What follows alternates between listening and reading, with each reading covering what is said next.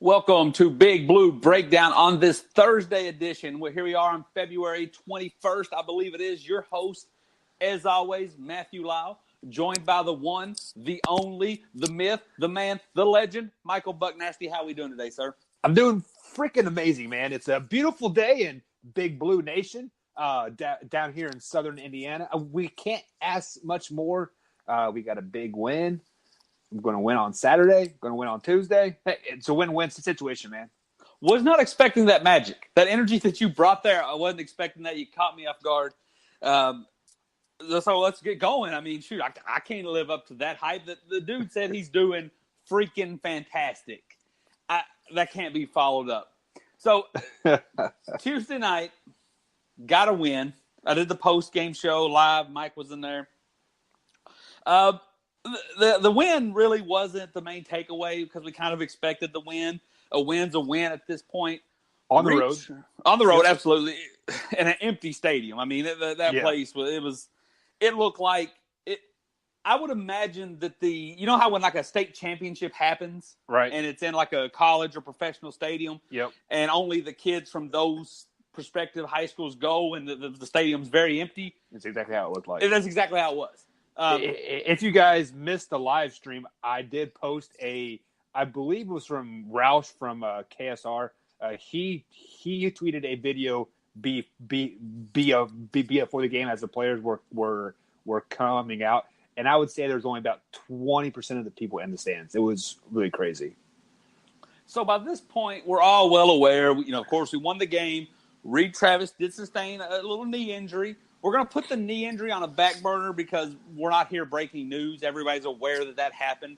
We can dive into what it means, worst case scenario, best case scenario, after we talk about the initial game. For anybody who tuned into the post-game show, knows my thoughts on it. We dominated. The refs allowed it to be a aggressive game. People was getting slung around almost like the Tennessee game. The only thing that changed, which all that was very pro-Kentucky style. We're bigger, faster, stronger than you. When the refs let us play, we're going to dominate that we're bigger, faster, stronger than you. What happened was around the 10-minute mark in the second half, it was really a kind of just a sloppy play. We made a great play on the defense. I think Keldon Johnson maybe came up with a steal. Hagen's got the ball. He was kind of stumbling. He made like a awkward pass to Keldon Johnson, who missed the layup, but he kind of was like he tripped. And then somebody landed on Reed, from what I could tell. I hadn't went back and watched that one particular play. From that moment, once Reed went down, it's like there was two realizations. The refs realized, okay, this game's getting a little too floppy, a little chaotic. We need to start tightening it up, reining this in. And then the players realized, oh, crap, because we've been pretty blessed, aside from Baker starting the season injured. Right. We've been so on the mindset that we're good, that we're great, that we're a national title contender. We've almost forgot that injuries can happen. Yep, anytime, anywhere. And I think that was the real, especially when you're 18, 19 years old. Let's be honest, we've all been 18, 19. We realize you feel invincible. And I think there was just a combination of those two realizations. The ref said, okay, we're going to start calling this in. When somebody's flaring around down the post, we're calling a foul. That's we're going to have to reel this in, which then takes the ball out of Kentucky's hands and makes Missouri, plays more towards how Missouri wants to play. Yeah. And then Kentucky guys are probably thinking, we're up 20. Do I need to chase out this 3-point shot? Yeah. We're up 15. Do I need to try to jump over? And we already saw it earlier in the game. Tyler Hero went up for a rebound and knocked quickly to the ground, and almost it shook him up. Yeah. So it's like once we were up like 18, guys started thinking, is that little play that probably doesn't matter worth the risk? I'm not saying that's a right or a wrong mindset to have. That's just the human nature mindset. You saw somebody get a knee injury, which is like the sign of death in athletes. And so they started saying, hey, I'm not going to close out on this three as fast. I'm not going to chase down this layup as fast. And you saw Missouri make a little bit of a run. But at the end, Tyler Hero hits huge free throws. We were just a better team. It was just kind of that sloppy situation. I kind of related it to You had a wild Saturday night. You woke up Sunday feeling fine, and then halfway through Sunday, the events of Saturday starting to have their effect, and you just want to go back to bed. Right. I mean, we had a great win versus Tennessee. It carried over to the start of Missouri, but closing in on Missouri when things started going kind of crazy, we was like, oh, we just want to get out of here. And then they were stuck there for 2 days. So that's my breakdown of the game. Mike, give me your breakdown. What are some things you saw, some concerns, some optimism? Like I said, without the Reed Travis thing, we'll talk about that next, but just the 40-minute game itself. Yeah, I mean, you pretty much nailed it right on the head there. I was very satisfied with the first 20, 30 minutes of the game. I believe Keldon Johnson hit 5 out of 4 or 4 out of 5 threes there in the first half, if I'm not mistaken. Him and PJ were the only scorers there for the longest time. Yeah, I think Keldon is really starting to be our step up, our 2 option. But the biggest concern that I have here is when PJ comes out of the game for his 3, 4, 5 minutes of rest. We don't the offense almost seems lost. So with Reed Travis, he being hurt for an extended period of a time here, this gives Nick and EJ some chance to really learn how to play on the offensive side of the ball. So when Reed Travis does come back and PJ needs that rest, we won't have such an offense of laps. So that's the biggest concern that we have so far is we are a very, very deep team, but when PJ comes off the court, our offense almost looks stagnant. Yeah, and I do think that's very interesting. I'm going to take that as a great way to segue. If you look at the guys that are kind of sitting on the bench simmering right now, we don't know what to expect. They're brewing? Are they ready? Are they not? EJ and Nick, they're very it's weird how this team has developed. If you look at last night, against Tennessee, Hagan's played a great game, quickly struggled. Well, against Missouri, Hagan started struggling. So now quickly it's your time to shine. It's like that. Both those positions lend itself to working out with each other. Hero, if one of the guards is struggling, you put Hero at the 2. If Keldon Johnson's struggling, you put Hero at the 3. If Hero's struggling, you put Quickly in. You know what I'm saying? You can rotate. Yeah. But what you have is you have 2 of our most consistent players, PJ and Reed, being kind of our most important at times. So you can't put a leash. You can't afford to put PJ on the bench for 20 minutes. And I'm being a little facetious when I say 20 minutes, but you can't allow EJ Montgomery to get 20 meaningful minutes against a big team. Well, let's just think about this here. So usually, in the SEC play, the refs kind of let them play, hack and shove and push. But once we get into that NCAA tournament, these refs really don't allow that to happen. They kind of want to shut that down. So it, PJ could very, very, very well easily get two quick fouls in the first 5 or 6 minutes and then sit down for the rest of the half. So him sitting 10 or 12 minutes in a game may not be unrealistic come March. Well, it may not become then, but by then you're too late, right? You've already made your bed. It's time to lay in it. That's why I think if Reed Travis can come back healthy, if we're positive that this isn't a long-term thing, that this is just a 7 to 10 days is the report, I'm okay taking the 14-day trip, taking the extra days, because what you get is you get Saturday, which we'll talk about, you get an Auburn team who seems to have their big man back. That's a great game to put Nick Richards in. Yeah. You have a great big man at home, or they got a really good big man at home. Let's see what Nick has. Tennessee, Saturday. Also, everybody's saying, yes, get Reed back, but don't rush it because that's going to be a physical game. Let EJ play. If you lose, it stinks. I know if you lose, But imagine if you lose because you don't play Reed, but Nick Richards puts up 24 points and 12 rebounds, and he finds his rhythm. Yeah, That's going to play so much bigger in March than anything Reed Travis did if you tried to rush him back. So, and just to add to that, that's exactly where I was going to go with that Reed Travis injury. I would not play him till the Florida game. Exactly, because it's senior day. Yeah, well, like that. And I believe you and I are both on the same page that we are going to go into Knoxville and we're going to lose that game. So what is a better excuse than, yeah, we lost the game, but we didn't have a starter. You know, that's kind of like a confidence, like, you know, a confidence thing, like in the end, because we've also have said, you know, if we do go into Knoxville and we do win, usually we don't beat a team 3 times in a year.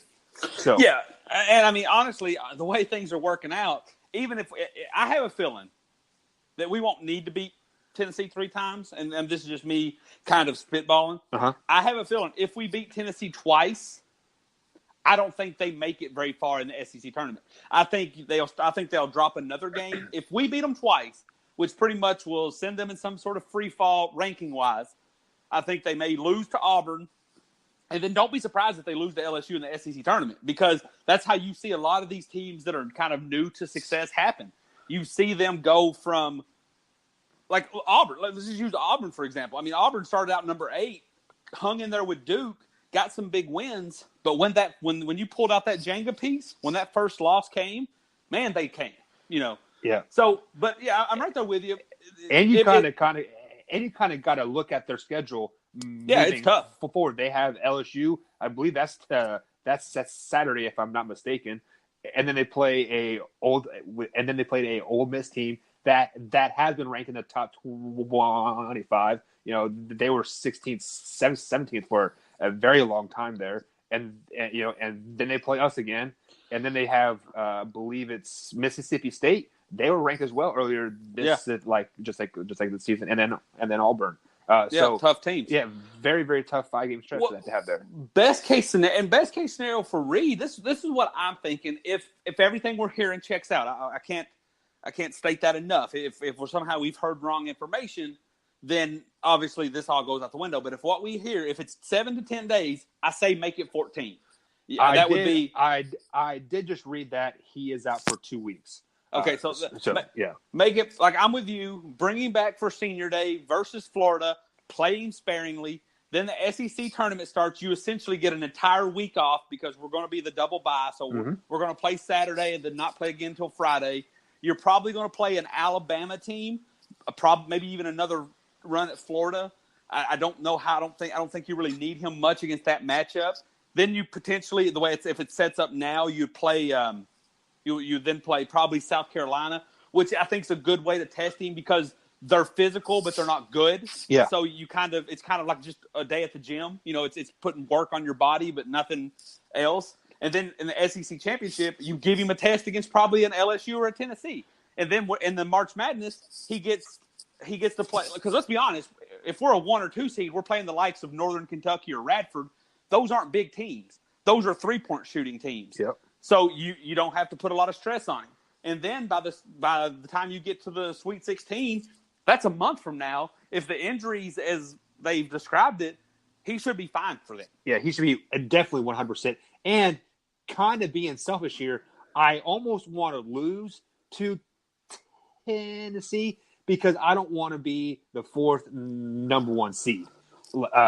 So, like, I would rather be the best number 2 seed and not the worst number 1 seed. Hey, I'm right there with you, man. I hear that. I would say the same, but let me position something to you, and we won't fast forward all the way to March. Let me just fast forward to this time next week.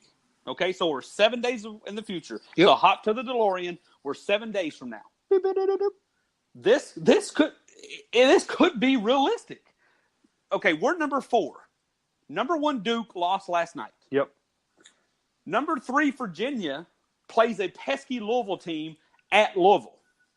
And Gonzaga, they've knocked off some pretty top tier teams this year. Because Louisville does that. Louisville Yeah. loses horribly to someone they shouldn't, and then beats someone they shouldn't either. Mm-hmm. So, getting embarrassed last night by Syracuse, almost kind of. I'm willing to. I hate Louisville with a passion, but I'm almost willing to go down and put some money on them. Yeah, I would. And then look at number 2, Gonzaga. Not a whole lot of struggles left on that schedule. But BYU always plays them tough. Yeah. If there's ever going to be a team in that conference that's going to upset them, it's going to be BYU. They play BYU Friday. So what if Monday's rankings come out and we're number 1? Ooh. Because that could happen. Yeah, it definitely could. And Saturday, Tennessee and LSU. If Tennessee beats LSU, that means we play Tennessee for essentially, or at least a really good lead on the conference. So now everything changes because if you lose that one game that we talked, you don't go from being the worst 1 seed to the best 2 seed. You could potentially from going from the best 1 seed to the worst 1 seed. So now that kind of changes everything. True. And yeah, I hear everything you're saying, but just playing out the scenarios in my head. Duke does play Carolina like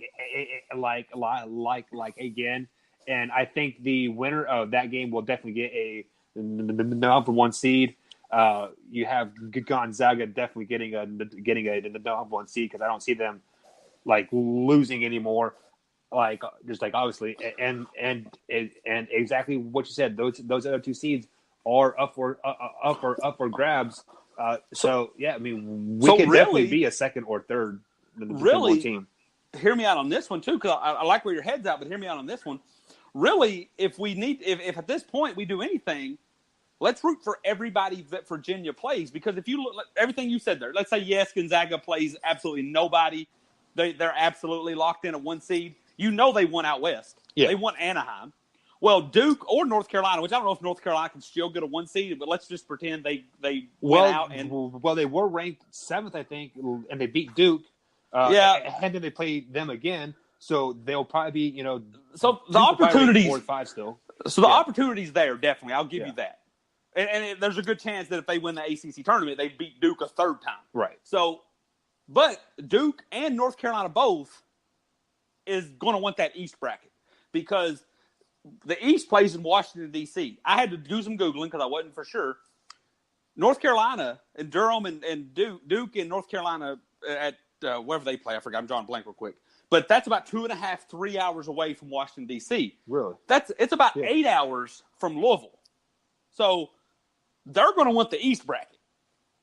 Well, of course, we're going to want the South bracket. Right. The only one that's going to get stuck in the middle is a team like Virginia, a team like Michigan State, who does it. They're out of it. Yeah, there's no chance they're getting it. But those 3, I'm just saying if something were to happen, right. Those are the 3 teams that don't want to go, that aren't going to want to go Midwest. Yeah. So, honestly, this is going to chap your size here, but if Kansas was possible for a 1 seed, it would work out well for Kentucky because Kansas is going to want to stay in the Midwest. Oh, yeah, 100%. So, ironically, as the season starts to develop, breaks are really starting to come our way because the teams that you might even consider better than us geographically are going to want to go to other places. Yeah. Or, for example, if Duke falls apart, if Zion's really hurt and Duke falls apart, let Virginia get a number 1 seed because Virginia is definitely going to want to go to Washington, D.C. There are 2 teams that we are really forgetting about here. You have Houston and Nevada. They're I believe they're both ranked in the top 10 still. 2 very, very good teams. Do not be surprised if one of those 2 teams slide up in the top 4 either. Nevada lost last night, so they're not. I mean, 2 losses in a bad conference, you're not getting a 1 seed. Right. Houston, they still got their work cut out for them. But like I said, I mean, obviously our goal is to really just win out or win as much as possible.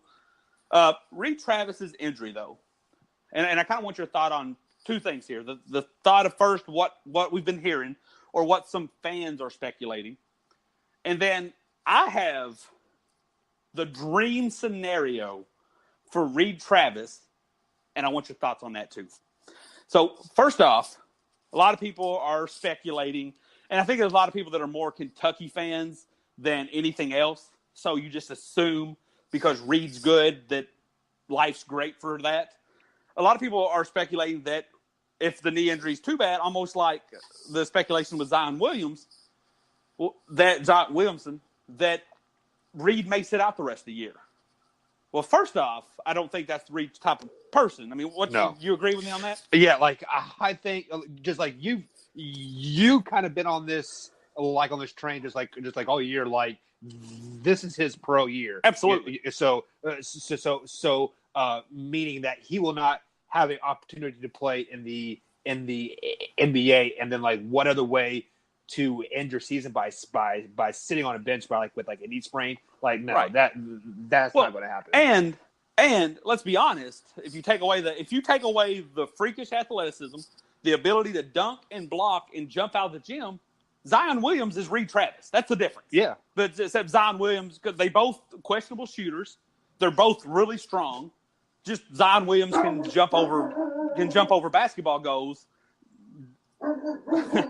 Reed Travis can't jump off the ground barely. Right. So I mean, Reed Travis. Come on, man.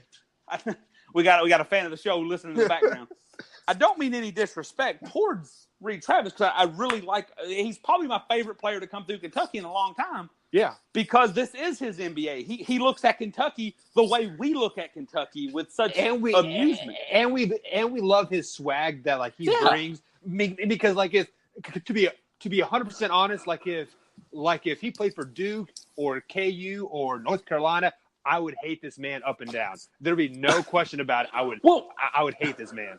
And we won't get off on this tangent, but all the names are coming to me. Reed Travis is pretty much the last great American college basketball player, right? Like Reed Travis and Luke May from North Carolina, and some of the kids. Those are kids that, that's really, you can say who should be paid and who shouldn't. But when college basketball was invented back in the 1900s, it was the only thing remaining from that is guys like Reed Travis who look at Kentucky with admiration instead of a career path. Yeah. So, but let me break out. Here's my theory, and I'm going to transition because, even if Reed Travis was going first round, I don't think he's sitting out because the kid's from Minneapolis. Right. The Final Four is in Minneapolis. Yeah. So he's not sitting that out. I mean, he went to Stanford for non-basketball or played because that was the only place he could get a scholarship. And, let's be real, Stanford, if you're going for just college purposes, Stanford will set you up nicely for the future. Yeah. But when you go to Stanford, your family in Minneapolis kind of forgets about you because you're out there, your games come on at 1 o'clock in the morning. Nobody's watching that. Yeah. So he comes to Kentucky. So let me tell you the perfect scenario for Reed Travis. He comes back, plays good, helps lead Kentucky to a national championship, something he probably never thought would happen at Stanford. In front of his family, parlays that national championship into a very late second-round draft pick. We've seen it happen. Guys go on big championship runs, and they get picked up in the second round. Yeah. And you're going to laugh, but hear me out, by the Golden State Warriors. Okay. The Golden State Warriors send him to the summer camp. Let's be real. They don't have a good summer camp team. That's not what they do. He kind of dominates because he's a big man versus boys in the summer camp because summer camp is just fancy college basketball. He plays good. He gets sent to the G League. Golden State likes to do that thing about this time of the year where they bring guys up because they're letting guys rest behind injuries, quote unquote. And Reed Travis does that a little bit. And probably the year after, which will be 2020, Draymond Green leaves. So they don't have any money to sign his replacement. So Reed Travis gets a shot at it, maybe becomes like that, what JaVale McGee does. Maybe he just benefits from great Golden State matchups. He's not a great basketball player in the pros, so it doesn't really turn into a massive contract. But here's how it works even better for my man Reed Travis. My man Reed Travis, by the time this happens, by the time the scenario I just explained to you happens, would have a degree in science technology. Where does the Golden State Warriors play? They play in Silicon Valley. Would Silicon Valley not love an intern with a master's degree in science and technology from Stanford? I'm just saying. Because let's be honest, let's be real. I mean, we could all dream that Zion Williams would be the next Draymond Green, but he's not. I mean, not Zion Williams. He's on TV right now. But Reed Travis would be the next great NBA star. He's not. I mean, it's just some people don't have it in the cards for him.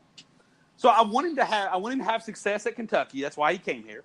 I want him to taste the NBA. He's a good enough player. And then clearly he has a passion in something because he's stuck it out for years. I mean, this is his 5th year of college. He's clearly got a passion in life outside of basketball. I want him to achieve that. So that's my perfect scenario. Give us your thoughts there, Mike. Yeah, I mean that. I believe if you were writing some Hollywood story, that is what would happen, and like everything would be hunky dory in the Travis household. They're all well off, et cetera, et cetera, et cetera. Right. But let me poke some holes in your story here. Okay. First of all, you're saying Reed Travis is your man. Man, I've been on Reed Travis like all year. You did. You tried to come on late, which welcome to the party. I liked him as a person when he got here. Right. You were on him as a player. Yeah. You were saying I had some concerns on could he be the focal point on a big time team that's always on ESPN. But I liked him as a person. But absolutely right. Yeah, I will give you that. You from the day he signed, from the very first episode of Big Blue Breakdown, you were saying, probably back even when we were calling him Travis Reed, right? You were on this man that his senior leadership would help carry this team, and I will give you 110% props, absolutely on that. And I don't think this team would be where we're at if we would have. Let's say we roll back the tape to when we played Duke earlier this year. Let's say we somehow pull that. We beat Duke by 2 or 3. I do not think this team would be where we're at if we would have won that game, because the leadership of Reed and like his experience wouldn't have had to been shown throughout those the struggling November and December months. But the only thing I question about your story there is I think he does have that size and like stuff that, and like I think he can become a 7th or 8th man on a NBA team. So he might get drafted by the Golden State Warriors, but he is going to end up on the Knicks with KD and Kyrie, just because they need to fill some spots for like cheap, and I think they can give like a team like that he could help out for that 12-15 minutes that like he plays every game. Let's be real. So a couple things are absolutely taking Reed Travis away from this team. I think we get beat by Duke by 40. I think we're just as good as we are now, of course, without Reed Travis. But I think we're like the conversation goes: Kentucky can Kentucky get a 4 seed? Can Kentucky get a 3 seed? Right. Opposed to, because Reed Travis was that. I mean, there was a lot of games early on. Reed Travis was the guy that was forcing, hey, get into this huddle, get into the zone.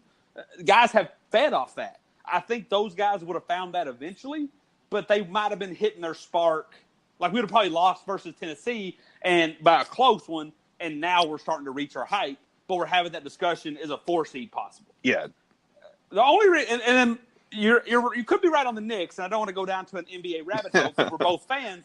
But you're under the assumption that when KD leaves Golden State, that one of the most valuable franchises and their owner isn't going to start throwing money at everybody else. Like the likes of Anthony Davis, the likes of Giannis, the likes of anyone you can name.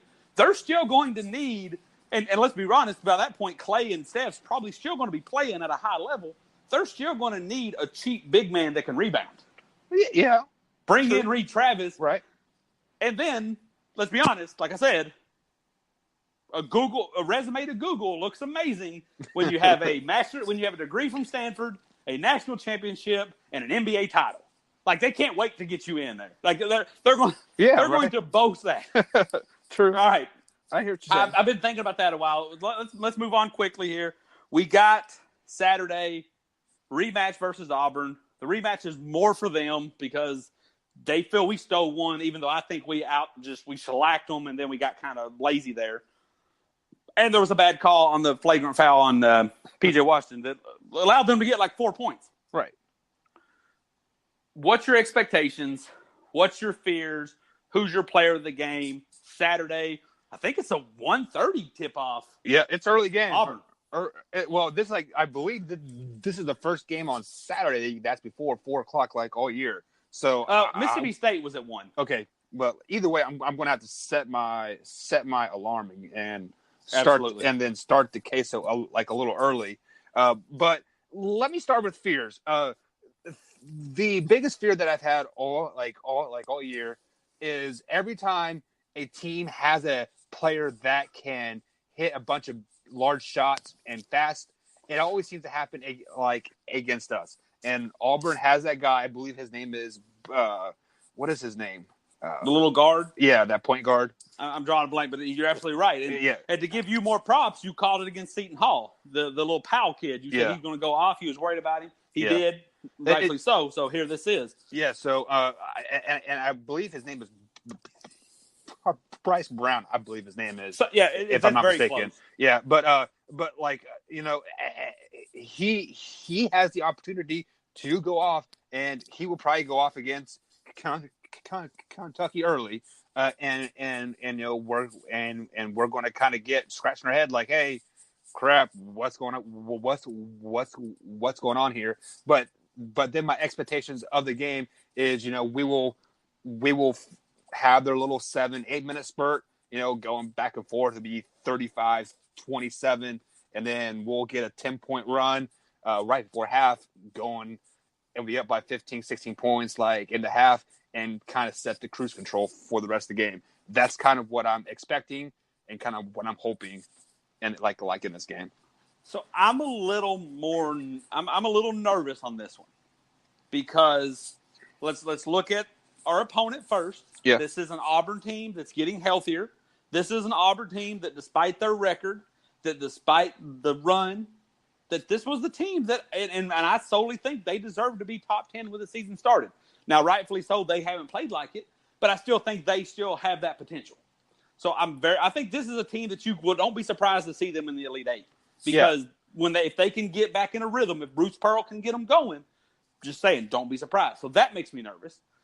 Bruce Pearl loves to get his team's hype coming to Rupp. Then I get concerns too. 1 o'clock tip off. You said you have to set a timer. Will the fans set a timer? I doubt it. There's not a number next to Auburn. If you took away all the preseason hype, this team's no different than. It's actually worse than South Carolina. Probably somewhere between South Carolina and Texas A&M. Mm-hmm. So if the fans don't educate themselves on what this team could bring, they might be a little lazy. They might chill a little bit. Let Auburn get hot. That's very concerning to me. We just showed you we can lose in Rupp. That's not impossible with this team. It happened. Bad call, but we still blew a lead. To a very good LSU team. Very good. Yeah, I don't want to take that away from them. But I think the same thing happened. Fans weren't aware how good LSU was. So they was like, yeah, a little bit, instead of bringing the ruckus we can bring. Yeah. You can't do that to Auburn. You got to keep them out of it. And if my prediction holds true, which I guess this is one perk to having a 1 o'clock game opposed to an 8 o'clock game, is we won't know the outcome of Louisville, Virginia, Gonzaga. Imagine the game was at 8 o'clock, and by the time our tip-off started, every team ranked ahead of us lost. Yeah. We're at that point, we're just assuming we're number one. We're going to be number one seed playing Tennessee. And I'm just afraid little things like that, little mental factors for our program, for our fans, for our players. Cal's came out and said, I'm not going to let them get into a zombie mode. Harder to control than you think with 13 guys. I do think Kentucky gets this win. I do think it'll be close. I'm going, as Matt Jones like to say, the rule of 71. I'm going 72-70. I don't know how we're going to get there. I don't know if it's going to be a neck-and-neck game. I don't know if we have a lead, then blow it, and then actually we should have won by 5, but they hit like a half quarter on the last second to mess with the spread. I don't know, but I'm calling 72-70. Well, and just to add some fuel to this fire, I was looking at the standings in the SEC. They are currently, 1, 2, 3, 4, I think they're 5, 8. 6, 7. Nope. They're Seven. You're right. So they are playing for a first round bye. Yeah. So they're going to be very, very hungry, and what better way than to knock off the number one team in the SEC? Well, yeah, I mean, mathematically we're still like number 3, but I get what you're saying. Name wise, we're number 1. But yeah, look what Auburn's future holds. Auburn could take down Kentucky and Tennessee and really make a run for an SEC seeding. You win the SEC or make it to the SEC championship, you find yourself getting a 6th or a 5th seed. I just talked about them getting to the Elite 8. Bruce Pearl likes that. He likes to coach his team when it's down like this. So yeah, I'm nervous. I think Kentucky gets its win. Got a couple more questions for you before we wrap it up. My closing statement that I'm going to give to fans, though, and this isn't a negative way. This isn't anything that you guys did. But last night, lost in the Zion Williams injury, lost on the North Carolina beatdown, lost in all that, was Georgia lost the game because a fan threw a stuffed bulldog onto the court. If you don't know what I'm talking about, it was a tied game. Mississippi State had the ball, drove to the basket, got fouled, half a second left. Tied game, guy goes to free throw, half a second left. Misses the first free throw. The same time he shot that first free throw, a fan, was it an upset Georgia fan? Was it an incognito Mississippi State fan? I don't know. Threw a plush Georgia Bulldog stuffed toy by the player's foot or within the vicinity. Refs get it. Tom Crean goes nuts on he starts yelling at him. Refs review the tape. Technical foul. Dude gets another shot. Makes the replay. Georgia loses. Fans, we saw some crazy shots. You've seen crazy shots go against us. 92, Leitner, everybody hates it. You've seen shots go for us. All the shots in 14. You saw the half-court Keldon Johnson. Things can go. The game isn't over till 0 digits. So the biggest question I have about this, do they just tee up the home team then? Is that how that works? It's not assessed to anyone. Like not one player gets, of course. It's just a general technical. Yeah, foul. but the penalty still occurs. Huh. So, and I'm not saying that a fan would throw something, but let's be honest. Let's remember these refs are people too. These refs make rash decisions, quick decisions, passing decisions. So if you start chanting negative things towards the ref, I'm surprised. I've heard ESPN have to bleep out fans or have to mute the whole show because refs fans are chanting the FU, but saying the actual word. Yeah. I'm like, the ref can tee you up. Like, you are representing of the home team. So, fans, we always like to think we have an effect on the game, whether it be you're there cheering, whether it be you're wearing your lucky shirt at home. But turns out you truly can have an impact on the game. It's not always positive. I'm gonna have to start traveling to all these games on the road. So just so if we're tied, right? I'm gonna bring a little dog. So I think the court. So that was the frustration of Tom Crean was, I guess, the rule, which I always assumed there was a rule, but I never knew the actual rule. I guess the rule says you have to identify the thrower. I don't know where it came from because you just kind of see it land on the court. Mm-hmm. The refs did go review it. I don't know if there's a camera angle to show you. I mean, there's a lot of camera angles. I don't know if there's one to show you that. Ironically, there's that little camera on top of the basket that picks up movement. That would be funny if it picked up the movement and it showed who did it. But yeah, that's a slippery slope you set, because what prevents an Auburn fan from throwing a Kentucky basketball onto the court? Throwing basketball. Yeah. He's just chucking it. You're not gonna look at it and say, "Oh, this Kentucky basketball must be a Kentucky fan." Those shops sell to everybody. Right, exactly. And you don't have to be decked out in Kentucky blue to buy it. I mean, I don't know what they would do if you were an Auburn. I mean, shoot, an Auburn fan could say, hey, my brother's a Kentucky fan. I'm going to buy him this basketball because I've been here. I've seen it happen. Yeah. You know, an Auburn fan could be just decked out in a black hoodie or a red hoodie and say, hey, yeah. So it's a slippery slope. I'm going to pretend that the refs clearly saw that it was an upset, irate Georgia fan. But Kentucky fans, let's be smart about this.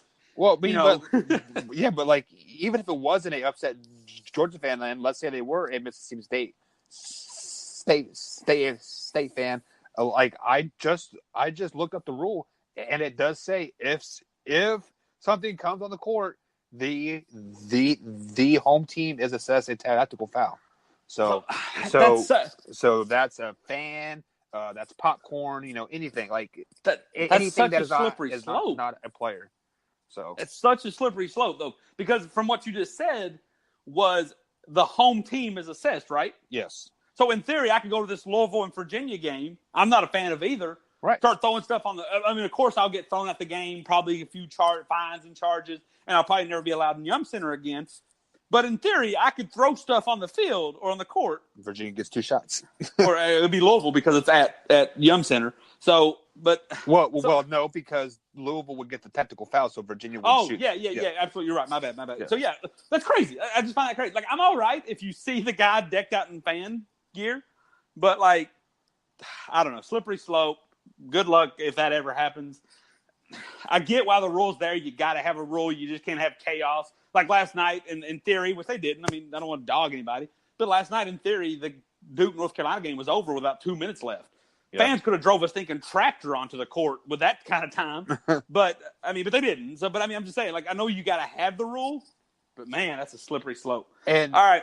And just to add to that, I wouldn't be surprised if we don't see something like that happen on Saturday. Just so that fan gets their 5 seconds of fame. Yeah, and just because, which probably, if you've noticed, like when this happens now, ESPN, CBS, all those, they don't show the fan. They're not giving that 5 seconds of fame. But inadvertently, something may happen. You're right. And with that being an SEC school that happened, and, you know, it's been all over ESPN and the SEC network, yeah, don't be surprised. And I don't know if I'm not going to blame Auburn, but don't be surprised if some SEC fan doesn't try to do that on the road and say, hey, if it's a close game, why not? Yeah, let's just see what we can do. Before we roll, a couple questions for you, Mike. Give me your 4 number 1 seeds. No particular order, just your 4 1 seeds. So, as of right now, like assuming Zion's healthy, assuming all this. I think the Zags will get the number 1 overall seed. Okay. I want to say Duke will get one as well, strictly just because of their name. And then I'm going to have to go with the Cats. I think like that. I think we will get a number 1 seed, and then the fourth one, I'm kind of torn about who to pick, but I want to say Michigan. Okay, I think it's a little reach. They got some work to do. Right. My 4, if it started today, would obviously be the 4 that's sitting there because I think the way the schedule lines up, none of them takes too many more headaches. I think it'd be Duke, Gonzaga, Kentucky, Virginia. A lot of basketball left, a lot of good basketball left. ACC, SEC tournaments coming up. A lot of factors going that with you got in the SEC, you got Tennessee and Kentucky competing for a 1 seed. In the ACC, you got Virginia, you got Duke, you got North Carolina. Probably, I doubt they're as concerned on getting a 1 seed as a high 2 seed. Much like Kentucky wants to go to the 2 seed in the South. I'm sure North Carolina would like to go to the 2 seed in the East, right? Even if it meant playing Duke in Washington, D.C. Give me your final 4 before we roll out of here. Oh, that's a good one. So I'm going to have to go with North Carolina. All right. They are definitely a Final Four team. He's drinking the Kool-Aid. It's just depending on their draw. Obviously, I'm going to have to go with the Cats. I think Kentucky is, they're poised to make a good deep run. And then I'm going to go with some underdogs here. My Kansas State, they've won 9 of their last 10 in the conference play. They're doing really, really good. And here is a surprise for you. Florida State. Ooh, they are a really, really good basketball team. I caught Okay. them, I believe it was Monday night, maybe Tuesday night, and they're a very solid, deep team. Okay. I'm going to just poke a little fun at this. I don't think it would be K-State. I think they have the talent, especially with the Wade kid, if he can play. Yeah. I think they have the talent. I just think the committee sees a good money thing to put Kentucky at 1 and K-State at 4. That's a great point. Yep. To get a better matchup. Mm-hmm. K-State at Louisville versus Kentucky. Sorry, I'm always going to go with Kentucky on that one. Especially P.J. Watson's putting up 40. And he will go 10 for 10 from free throw line or 20. If they play in the NCAA tournament again, look for Kentucky just to flex on them. To be honest with you, be one of those 2015 beating West Virginia silly for no reason. Yeah. My Final Four, and I won't spend too much time explaining it, but I want you to kind of see where I'm coming from. Of course, I got Kentucky. I think they'll be the 1 seed in the East. I think they will. I will think they will actually be the number 1 seed. I'm being super aggressive with that. I think they will be the number 1 seed. I think they will make their way through. They'll beat Kansas State. They'll beat. I wouldn't be surprised if they play like Marquette because I think Michigan State gets put in that, and I don't think they're the real deal. I think they get put in the Final Four seed. The team we play, shocker right here for you. I think it will be Wisconsin. Okay. I think Wisconsin starts to click. They get a 4 seed. I think they get put in the same bracket with Virginia. Virginia plays a very pesky, weird style of basketball. Wisconsin plays even more so. I think Wisconsin gets against probably a pretty. I think a number 2 seed in that bracket gets upset. I think Wisconsin makes it. On the other side, I think your number 1 seed is going to be Duke, but I think they lose to LSU in the Final Four. I think LSU makes it. And as much as this gives me heartburn, I think Tennessee falls to a 2 seed, but somehow climbs out of that to beat Gonzaga and make the Final Four as well. You're getting 3 SEC teams in there? I do. And I think I think championship game is going to be Kentucky LSU. I just feel like this is one of those years that LSU makes it. I think LSU will just demolish Tennessee because everybody's like, oh, Tennessee's back. And then I think you talk about people going off. Tyler Hero goes for 50 versus Wisconsin. What? 50? Boo me out of my stadium. Yeah. Boo me out of my state. Right. Tyler Hero versus Wisconsin goes for 50. LSU, Kentucky, national championship. Reed Travis goes out with passion in front of his family, in his city, against a team that really kind of been the only team that's kind of made you question Reed Travis, because can he do it against that length? He shows you he can. Kentucky wins, and we probably win by 15. I'm calling it. I know it's silly. It'll change 1,000 times between then because when you made just such a statement like I did, the smallest thing can change that. Right. So that's it for today. Like if one thing changes, because that's the thing, if somehow LSU doesn't get in that bracket, all this falls apart. So yeah. So that's my weird prediction. Mike, any closing statements before we go? I like your final, or I like your 4 the 1 seeds that you have, and I'm going to go out on a limb and say, if those 4 seeds are true, Virginia and Duke, they'll lose in the second round. At least, and don't be surprised. Actually, I'm gonna rescind something because I remember I was thinking about this last night. Tennessee loses in the Elite 8 as a 2 seed to the 4 seed Villanova. Villanova was the laughingstock, got waxed early. Right. I think they find their way back into the Final Four. I still think LSU beats them because I think LSU is a better team than Virginia. That's my prediction. And that Final Four is so absurd that actually sounds like a Final Four. Yeah, if this happens, you'll be a Greek god. Like last year's Final Four. How many people would have predicted last year's Final Four being Villanova, Michigan, Loyola Chicago, who was the other one? Kansas. It just happens. The 2011 Kentucky, Connecticut, VCU, Butler, Duke, Arizona, Ohio State, North Carolina, all the great teams that year didn't make it. So it's just crazy enough to actually be a Final Four. And just to add some more to the fuel to the fire, let's say Zion is done for the rest of the year. these teams are like the college basketball and in whole is so deep this year that like you could get a 12 seed in there to like win the tournament. Like honestly, it is. And I didn't want to continue to go on, but you bring up a great point. The 12th seed right now, a 12th seed, one of them is Murray State. They have one of the top 3 best players in the country. Yeah, don't be he surprised. is projected to go 2 or 3. So right. Don't be surprised. And I mean, if you need more, just look at the crazy. Duke beats Kentucky by 34. Gonzaga beats Duke. North Carolina embarrasses Gonzaga. North Carolina embarrasses Duke. Kentucky embarrasses North Carolina. Tennessee embarrasses Gonzaga. Kentucky embarrasses Tennessee. Kentucky embarrasses Louisville. Louisville embarrasses North Carolina, only to then be embarrassed again by North Carolina. Louisville is on the edge of embarrassing Duke, only to get doubly embarrassed and lose. It's crazy. And then, don't even get me started, man, if this same Louisville team beats Virginia after losing by 20 to Syracuse and beating a Virginia team that's only lost to Duke. Yes. It's getting crazy. It's getting crazy. I think it's going to be a fun one. I just hope our boys come out on top. Man, one last thing that I think would be crazy. Picture this with me. And I think it would actually be good for the players, but it would be bad. And I'm not talking about Kentucky on this one, my last thought here. But Zion's done for the year. Not in a bad way, just decides he's not going to play anymore. His best friend, R.J. Barrett, says, you know what? I'm not risking it either. Oh, okay. Duke is all for but done for.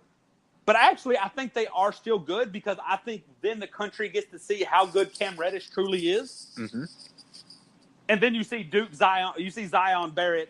The irony of it all, Duke loses in the second round, but still gets Zion number 1, RJ number 2, and Cam Reddish number 3 because with no Zion and RJ, Cam Reddish puts up like 44 a game because the kid can shoot, the kid can score. So me and I know we're trying to end the show here, but you brought up a really good point here. So like I know this is not a Duke show by like any means, but we're speaking in college basketball terms here. So let's just say that Zion and RJ, they both sit out. They're like, you know what, I want to save myself for the NBA, and then the Duke they make a run. They make it to the Sweet 16, Elite 8. Do you think at that point Zion and like RJ try to come back and they try to go for a championship? I don't, because these kids don't seem like that type. And plus, once you make that decision, because here's the main reason I say they don't. I'm not trying to pretend I know these kids because I don't. But if you make that decision, if you decide that I'm done playing, it's not like Anthony Davis where if he doesn't play, he's still contractually obligated to go to the games. Yeah. Contract. So you're saying they basically quit the team? Well, yes and no. I don't think they do anything negative publicly. I don't think they dog the team.